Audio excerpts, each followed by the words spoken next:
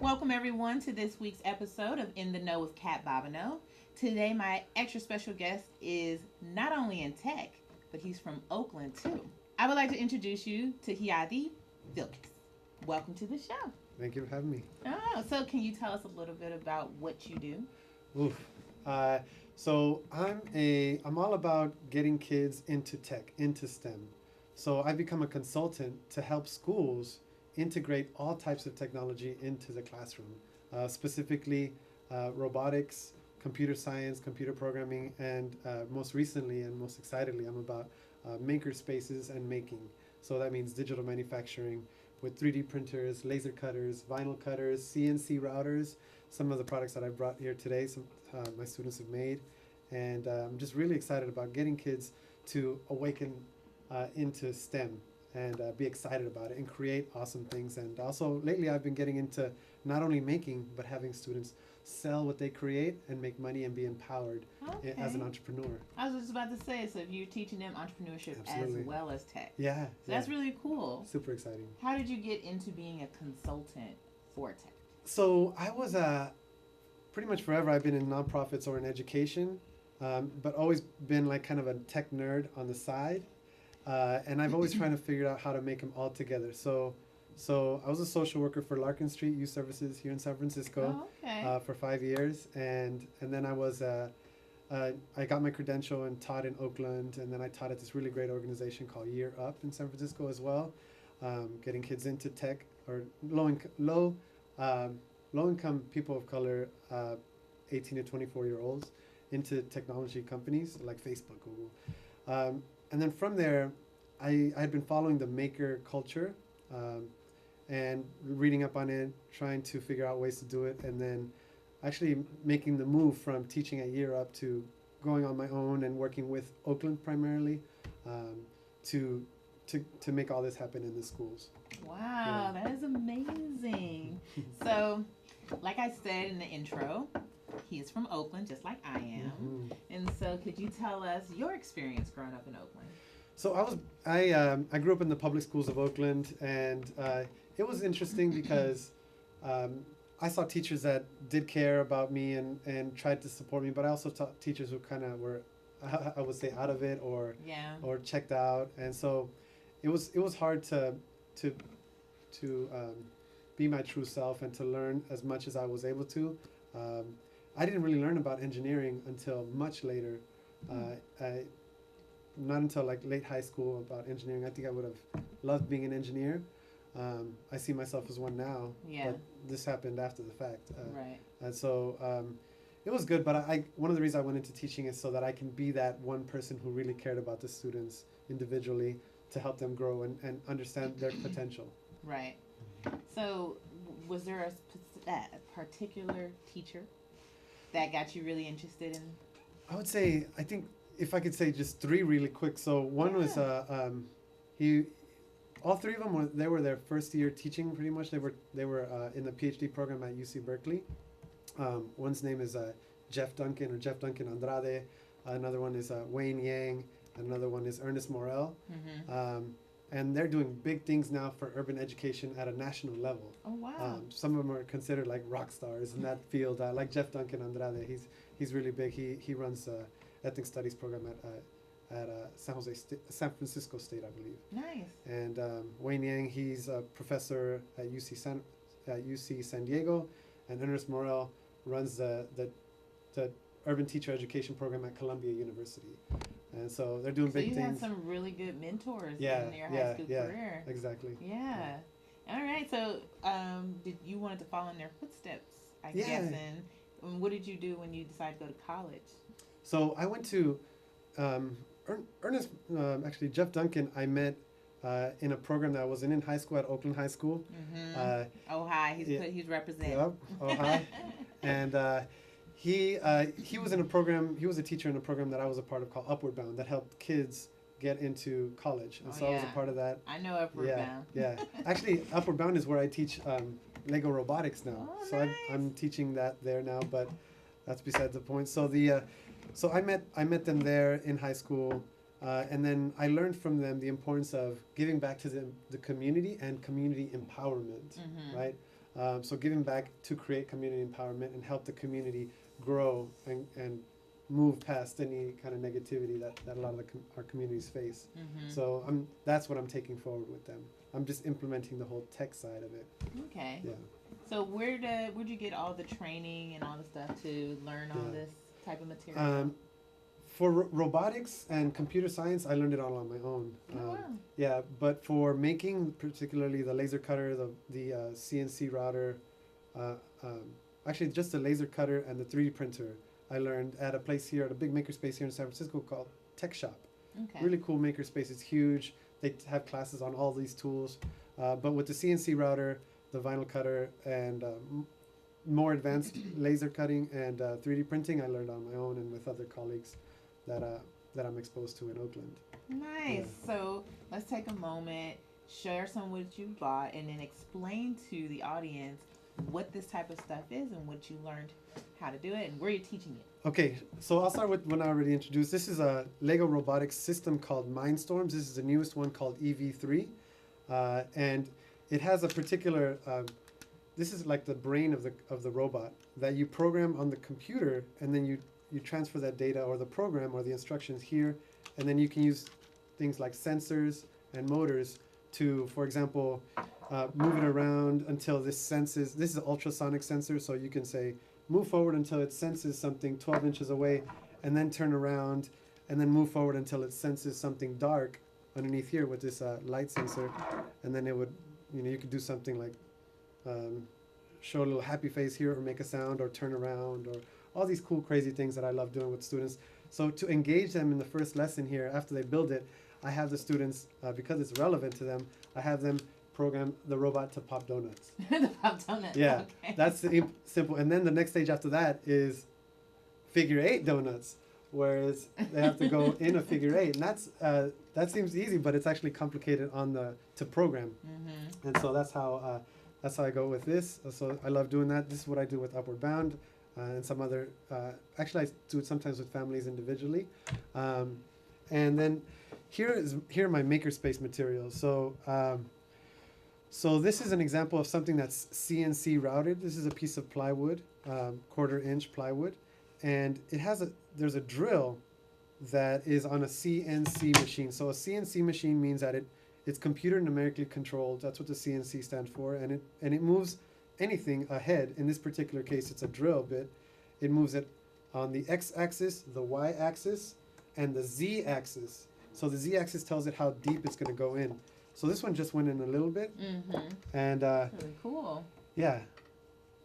So if it goes on an x-y axis and a z x and y, how do we get these little ridges? Yeah. Like how do we? So that's the z. So the x and y is just where it's going to be, and then the z is actually, this is like negative z and this is positive z, and so it goes down. And then when you're on your computer and programming it, you have to tell it how deep you want it to go, and then you have to calibrate it. So you have to tell, once you put in the bit, you have to move the CNC bit here to a particular corner until it barely touches it. So you have to do that manually, and then you have to say that's the 0 point. That's the 0 point of zero of z, and then it remembers that, and then it goes only as deep as you told it to on the computer. In this case, it looks like a 1/16 of an inch. Wow. I'm going to take it up there and show them really close how detailed this is. Yeah. And look at that. Look how This detailed is it is. usually In for California. Yeah, exactly. Usually for CNC routers, it's done on a bigger scale, but this one I'm really excited about because this is done on a handheld router, a new one that's made here in San Francisco, I believe. It's called Shaper. Normally, CNC routers are huge for a 4 by 8 feet piece of plywood. This one is actually handheld, and I love it because it's smaller. It's only about this big. It's handheld, and it's a lot cheaper. So for that big CNC router, it's around $40,000. And a lot of the schools cannot afford that. That's why I do what I do, because I want to help them in a frugal way implement makerspaces, right? So for me, that Shaper tool is awesome because it's around $1,500, I believe, or less than $2,000, I know. And so, and it allows a school to have a CNC machine, which is incredible. So this is smaller than normal, I love the CNC router.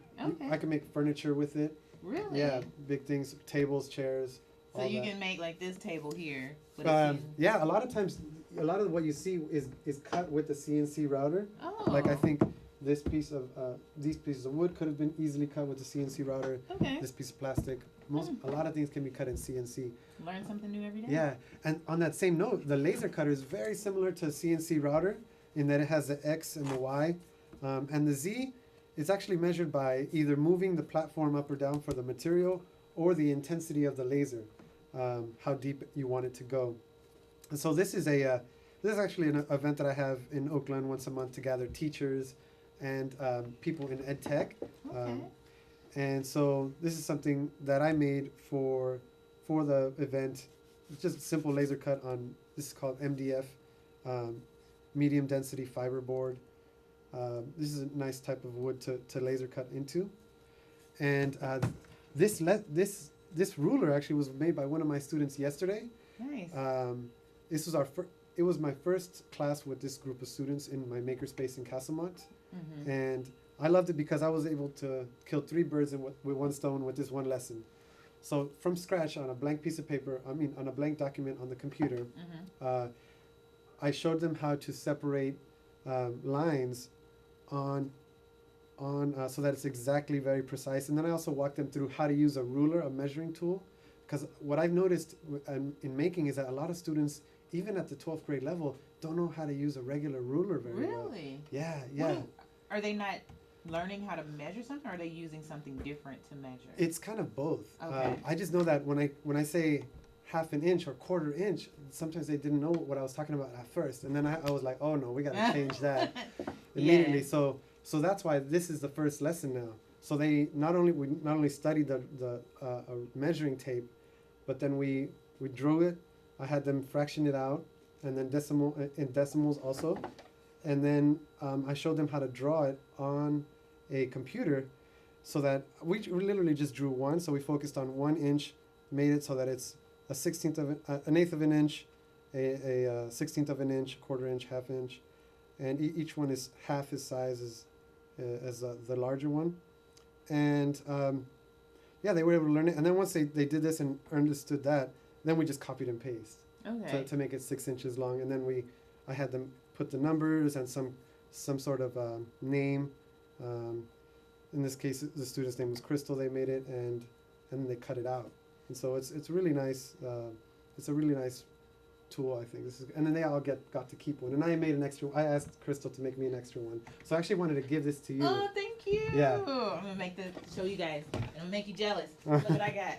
Look at this. Oh, it's kind of dark, but perfectly done. Yeah. Yep. Okay. All right. What else you got? So this is also another laser cut piece, but I like this one. It says Castlemont High School. This is the school that I have this makerspace in. I didn't go to Castlemont, so I'm not gonna root for that. But my best friend did, so Yeah. yay, Castlemont. I think both of us were supposed to go there. I think we're both from Deep East Oakland. That's pretty cool. Yeah. And so this is a business card, my business card. It didn't come out perfectly well, but you get a picture of so many things that you could do with the laser cutter. This is some of the jewelry that we have them make. This is a prototype of a pendant that a student made. It's kind of hard to see, but it says Raiders. I'm gonna put it on another camera. We'll put it on this camera. Okay. See, maybe the light is a little bit better. Oh, it says Raiders. Oh, maybe Yeah. not. But it's still awesome. It says Raiders because Raiders rule. Yeah, thank you. So they also make earrings, and we have all the supplies there to make them, and then they go out and sell them. Nice. Yeah. Teaching entrepreneurship Absolutely. and teaching them how to do makerspace is so amazing. And also community empowerment, because I asked them to find clients. So I asked them to ask their teachers or other organizations who need laser cut signs or some other art. We've been working with artists a lot. Okay. So what we do is, for example, we had an artist, her name's Dime from Oakland. She had this heart with this beautiful graffiti writing inside that heart. She wanted to see how big we can make it. So we got it, we vectorized it in that same program that we use for the ruler, and then we were able to cut it on the CNC router and make it huge. So it was 4 feet by about 6 feet, and it's hanging in a gallery now. So normally she wouldn't have been able to afford that. Yeah. But we were able to make it for her extremely cheap. All she had to do was purchase the material and then give the students a little bit of extra money for their work. Yeah. And it turned out very beneficial for both parties. Okay, and so I want to kind of go back to something you said, Yeah. which is you vectored it. So Yeah. you explain to the audience what is a vector. Okay. So a vector is my card is a good example of what a vector is, or actually this Castlemont sign is good for vectoring. So, so a laser cutter works in 3 ways. So it either, let's just say 2 ways. So one is rastering. It's any regular image or character or letter or something, and it'll just etch it in. So think of it as scratching it in left and right. It just goes left and right and downward like that. That's how they did this middle part here. That's how this was made. It was just rastered, okay? And then a vector is an actual particular line that the laser would actually follow as opposed to going left and right, just down. So it's an actual line, a particular line. And so this is a vector cut line. So in order for I call it a robot, but it's a laser. In order for the laser to know that it's a vector cut line, it had to have some particular characteristics to what you see in the program. Adobe Illustrator is a really great vector drawing program. And so the line on the document here had to be 0.001 inch thick, and it had to be perfect color red. So on the RGB color spectrum, it had to be all red, no blue, no green. And then that's how the laser knows to cut it out. Okay.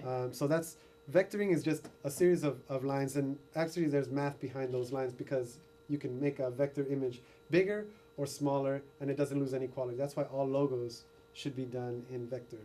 Okay. See, learn something else. If you're having a logo, it needs to be done in vector. Absolutely. Okay. Yeah. That's really cool. And so you've taken off. Oh, go ahead. Oh, this is the last of one I want to show you. So these are 3D printed objects using one of our 3D printers.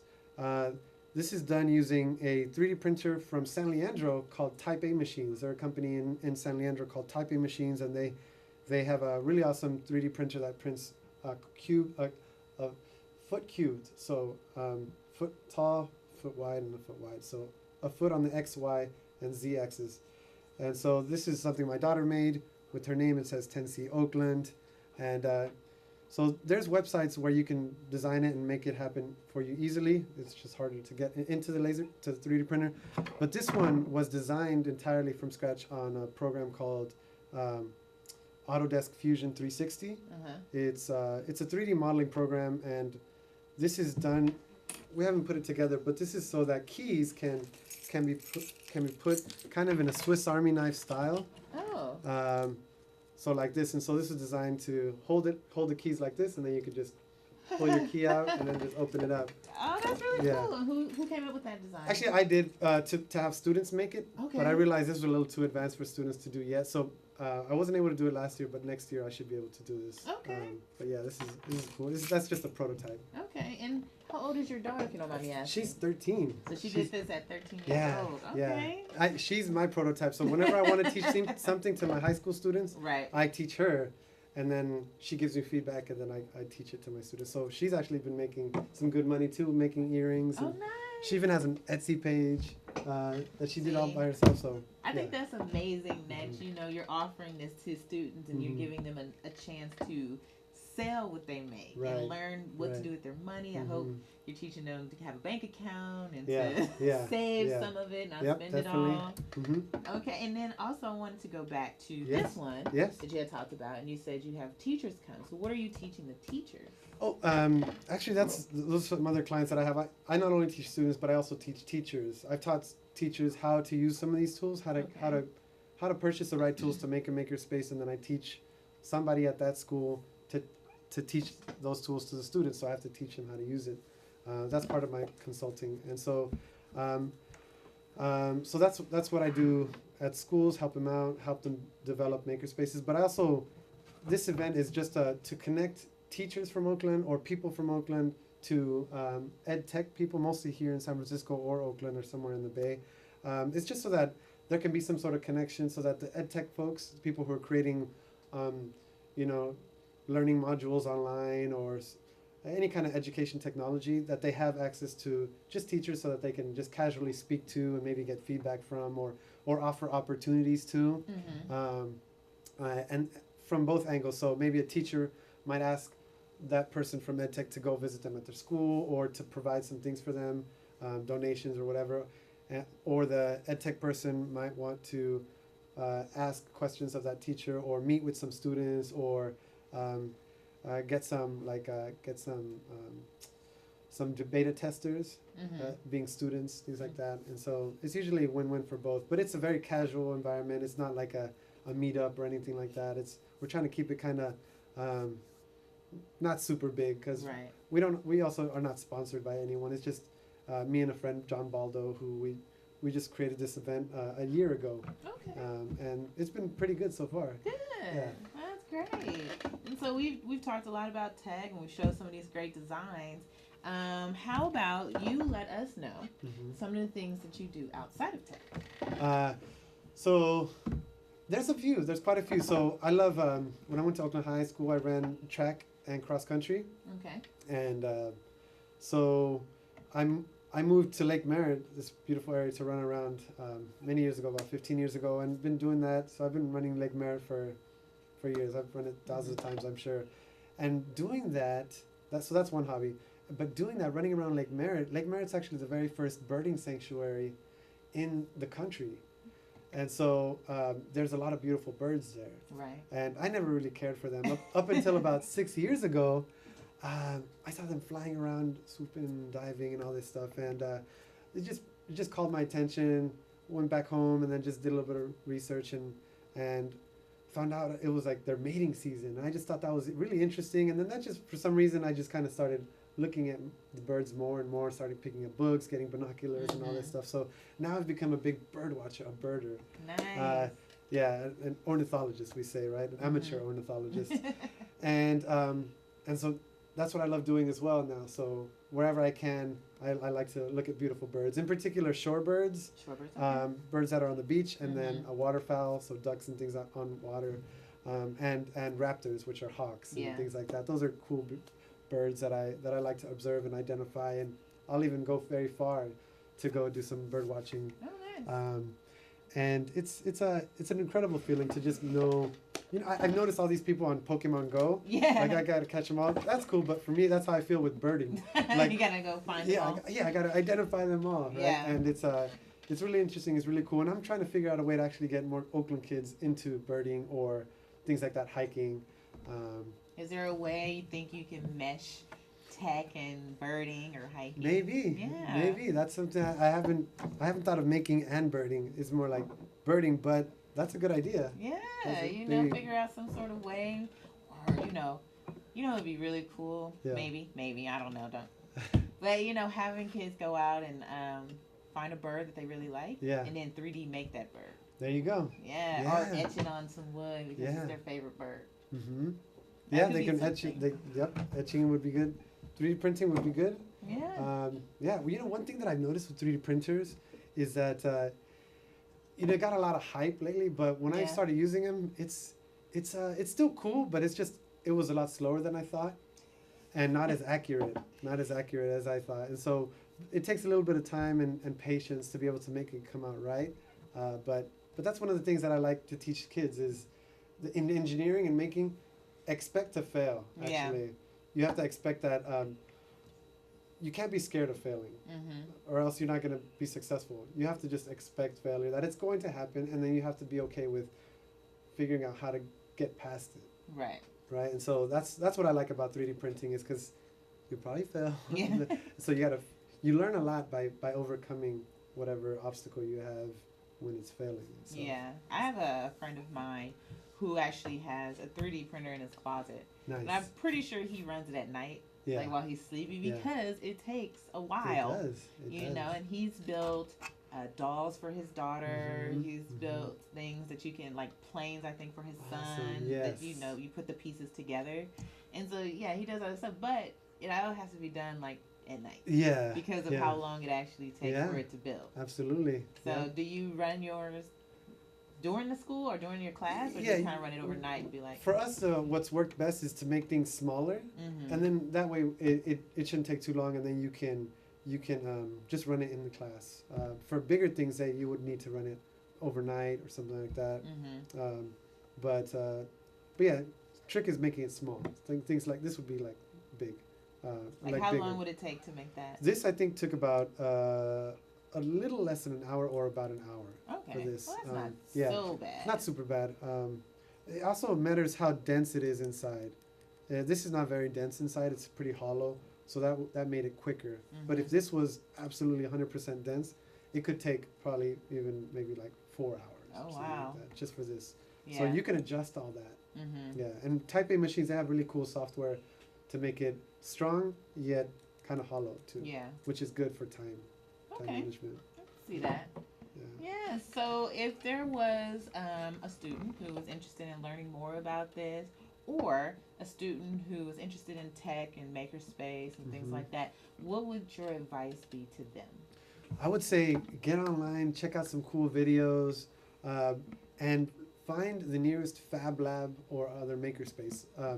So Makerspace has all these tools. A Fab Lab is supposed to have specific tools like 3D printer, laser cutter, CNC router, at least. And so, and they're supposed to be open to the community at some point. So I know there's some in San Francisco. I don't know where exactly. Tech Shop, the Makerspace that I was talking about, it's not an official Fab Lab, but it is an awesome Makerspace, and they give tours. You can go in and check it out. You could just call them or go on the website, and they'll tell you when you can come in to get a free tour. And then you can take classes there. So just like I did, you could take a class. I would recommend taking a class on laser cutting, on 3D printing, and then from there find a Makerspace. Come visit me in Oakland at Castlemont. I'll show you around, and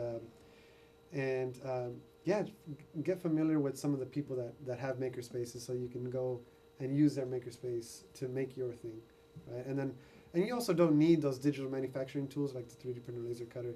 You could just make things with a hammer, nail, saw, things like that, and wood. And just whatever you can make at home that you need to make, try to make it by yourself. The whole DIY thing, really take it to heart. Right. Yeah. Try and not be afraid to fail. Absolutely. You know, when you're Absolutely. doing it. Yeah. Or break things apart, put them back together. If you're that kind of person, you're a maker. If you're into Legos, things like that, you can build. It's all about building in 3 dimensions, right? As long as you're doing that, you're a maker in my eyes. And also you can look at these magazines called Make Magazine. That's what got me into making. Okay. It's a beautiful magazine that has all kinds of information on making. And they're based here in San Francisco. I have one here that I would love to show you, the Make Magazine. I've never even heard of Make Magazine, so I'm learning a lot today. Awesome. So this is an example of the newest Make Magazine. For example, here, make a pizza oven in just 1 day, right? There's a lot of tools here, a lot of like instructions on how to make things. For example, build your own food truck. What? Or make a Raspberry Pi Skycam. A camera from a Raspberry Pi is a little computer. I like hack your food. Yeah, laser cut sushi. You can have sushi that's laser cut. Yeah, that's crazy. I love it. Here it is right here. You can make your own knife. Food is great to me. Yes. As my audience probably knows. Yeah, tin can cooker. I like camping and hiking and backpacking, so this would be actually great to take backpacking. It's super light. A little stove. Make your own bitters. This magazine is based in San Francisco? Yeah. Oh, wow. Yeah. So, I mean, if you're in the Bay Area, make sure you go out and you get this magazine. Yeah, absolutely. It's great to learn about how to make things, make robots, make, here's a laser cut sushi. Oh, my God. Yeah. That is crazy. So you just put the nori, I think, or what is the seaweed kind of leaf? You put it on the laser cutter, and then you laser cut it, and then you get it, and then you wrap the sushi with it. Yeah, I mean, it's kind of hard for you guys to see, but there's like these cool designs in the sushi that they laser cut. Yeah, see? It's too beautiful, and I wouldn't want to eat it, but then I would. What we have laser cut is we've laser cut onto cookies. Oh, okay. So you can laser cut onto cookies. You can laser cut onto anything. I haven't done it on this new laptop, but all MacBooks are great surfaces to laser cut onto. It'll etch onto it, you have to put on the very lowest settings, but then like I could put this on here and it would look beautiful. Maybe you've seen something like that. So I want to say I have seen something like Yeah. that before. I didn't know. Yeah. You know, I thought it was something that you might have sent a design to Apple Yeah. and they did, but not something No. somebody can do themselves. yeah, at many places they'll charge a lot for that kind of service. Yeah. And but it makes it really inaccessible to people in our community. Right. So that's one of the things that I love about having the makerspace is that we can make it accessible to members of the community, to artists, to business owners who just can't afford the high prices that most companies do. So another thing that we've been doing for people is awards. Mm-hmm. Awards, laser cut awards. Most of the plaques and awards are done with laser cutters. Mm-hmm. So we've developed ways to make those and make them beautiful as really great award, very professional looking awards that we give to people. That's really cool. Yeah. So it looks like we're kind of running out of time. Okay.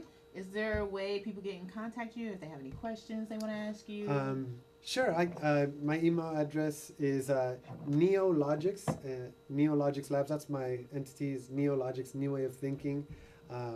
So Neologic Lab, I can write it for you in a bit, and then yeah, I'll put it on my YouTube. I'll put it in that information thing. Neologics Labs, NEOLOGIX Labs LABS at gmail.com. Okay. And reach out to me there, or find me at any kind of maker event. Find me at Maker Fair in the East Bay. There's one Saturday, right? Do it yourself event, or it's do it yourself. There's a makerspace on October 23rd in Oakland called the East Bay Mini Maker Fair, Oh, and okay. we're gonna have a booth there where my students are gonna show their work. We have some nice big CNC projects that we've done, and so we'll have it there. I hope to see you there. Oh yeah. And it's hosted by the Make organization, Okay. so it'll be great. So I hope to see folks there. Yeah. Yeah. Yeah, absolutely. I hope everyone has the opportunity to go out there and check it out. Yeah. Lastly, I want to show your tattoo. Yes. So born and raised in East Oakland. I love it. I do it all for Oakland, and so this is something to remind me of Oakland here. East Oakland. Yep. And I got it when I ran the Oakland Marathon. Nice. Yeah. So I love it. And Oakland is definitely near and dear to my heart. Yes, near and dear to my heart as well. Nice. So I want to say thank you, everyone, Thank you. for joining us this week on In the Know with Cat Bobineau. If you want to hear more about his story, just feel free to hit me up and I'll send him a message or send him an email yourself. I want to say thank you again to Jeadi for coming Thank you so in much. and teaching us about tech. Thank you. Thank you.